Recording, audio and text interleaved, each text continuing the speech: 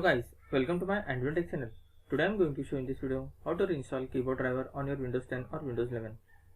So before going to start the video, if you are not subscribed my channel, please subscribe. So let's start the video.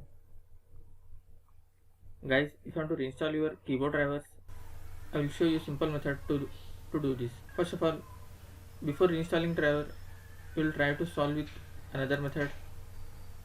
For that you just need to click on start menu, then type troubleshoot. You can see a troubleshoot setting. Just click on this, click on other troubleshooters. Here you need to find keyboard. After finding the keyboard, just click on run.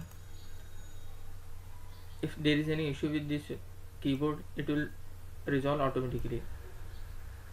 After completion this, just close this window and click on start menu again. Then type here device manager.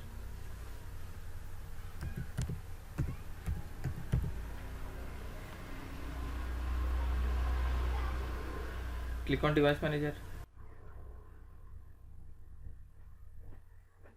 In this you need to find keyboard. You can see here keyboard. Double click on that. Right click on this keyboard driver and click on update driver. Click on search automatically for the drivers.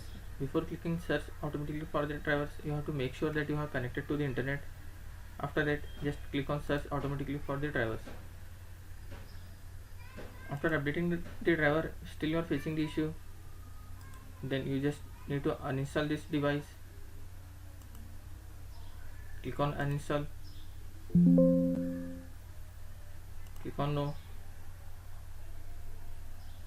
If you click on yes, the computer will be restarted. After restarting, just click on this action and click on scan for hardware changes. That's it guys. So in this way you can reinstall keyboard driver on your Windows 10 or Windows 11. Thanks for watching. Hope if you like this video, please like, share and don't forget to subscribe.